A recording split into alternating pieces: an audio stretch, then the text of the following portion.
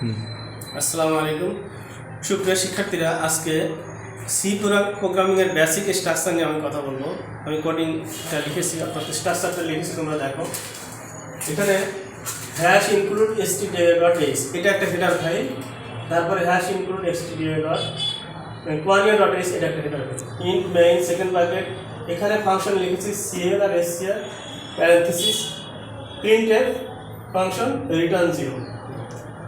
এই জায়গায় অনেক বইতে দেখবে যে একটা হেডার ফাইল আছে, দুইটা আছে, তিনটা আছে। তো আমরা হেডার ফাইল নিয়ে পরে বিশ্লেষণ করব। আগে স্ট্রাকচারটা মনে রাখবা, এখানে একটা হেডার ফাইল দিবে, মেইন ফাংশন সেকেন্ড ব্র্যাকেট, তারপরে প্রিন্টেড ফাংশন রিটার্ন 0। এই হলো মূল স্ট্রাকচার। ভিতরে অনেক কোডিং থাকবে, কোডিং করব না। তো এইখানে দুইটা হেডার ফাইল লিখছি কেন? এখানে দেখো একটা ফাংশন আছে cl আর scr, মানে ক্লিয়ার দ্য স্ক্রিন।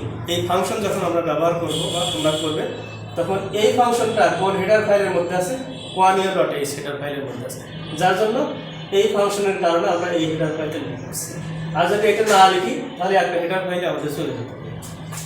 এরপরে প্রিন্টেড ফাংশন কি? কোনো কিছু আমরা আউটপুট নিয়ে আসার জন্য, অর্থাৎ সি প্রোগ্রামিংয়ের ক্ষেত্রে আমরা আউটপুট শো করার জন্য প্রিন্টেড ফাংশনটা ব্যবহার করি।